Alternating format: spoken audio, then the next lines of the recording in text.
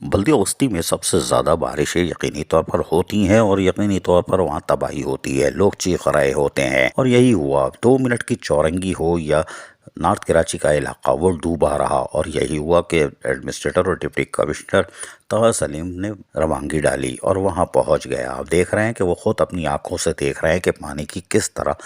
رواں دوا ہے اور ٹریفک کی روانی معطل ہے۔ تاہم یہاں بلدیہ وسطی کے محکمہ B&R کے افسران موجود تھے، سینیٹیشن والے ہاتھ پیر باندھے ہوئے بیٹھ کھڑے تھے، تھوڑا سا انتظار کر رہے تھے،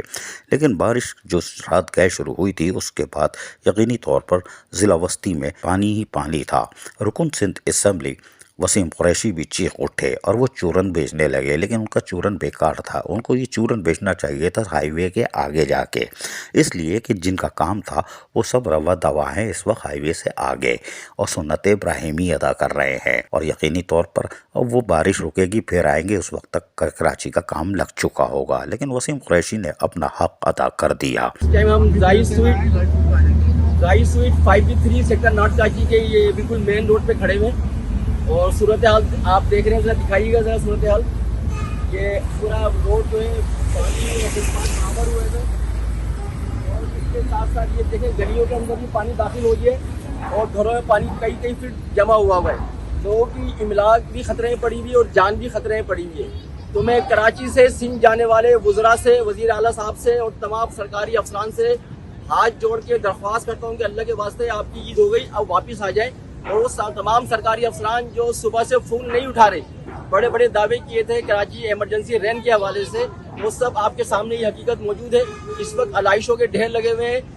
اور تعفن پھیل رہے ہیں، اوپر سے یہ بارش اور نالے باہر آ گئے ہیں جس سے بیماری پھیلنے کا خطرہ ہے۔ تو اللہ کے واسطے آپ لوگ واپس آ جائیں، اور یہاں پہ جو اللہ نے آپ کو حق اختیار حکمرانی دیا ہے اس میں سے کچھ نہ کچھ کر کے کراچی والوں کو تھوڑا ریلیف دے دیں، لوگ بہت پریشان ہیں۔ اور یقینی طور پر طه سلیم ایڈمنسٹریٹر اپنے افسران کے ہمراہ 2 منٹ چورنگی پہنچے اور اس کو کلیئر کرانے کی کوشش کی، اور پھر ایک اور ویڈیو آئی کہ ہم نے اس کو صاف کر دیا، لیکن وزیر اعلیٰ سندھ کے معاون خصوصی وقار مہندی بھی بلدیہ وسطی یعنی ضلع وسطی پہنچے، اس لیے کہ علاقے سے فون آ رہے تھے بچاؤ بچاؤ بچاؤ۔ انہوں نے پاور ہاؤس چورنگی کا دورہ کیا اور انتظامات کا جائزہ لیا۔ آپ دیکھ سکتے ہیں پانی میں ٹہل رہے ہیں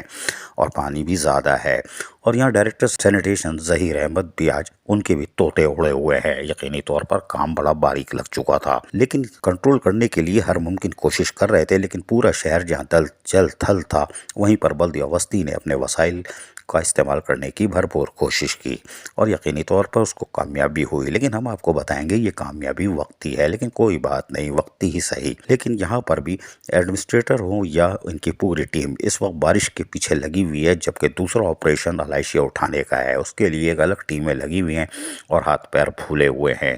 دیکھتے ہیں کہ دن گزرنے کے بعد وہ کیا کرتے ہیں۔ باقی کل عزیز عارف KBS بلدیاتی نیوز کراچی۔ ایسی ہی خوبصورت ویڈیوز فیوچر میں حاصل کرنے کے لیے ریڈ بٹن پر کلک کر کے اور بیل آئیکن کو پریس کر کے ہم سب کے سبسکرائبر بننا مت بھولیے۔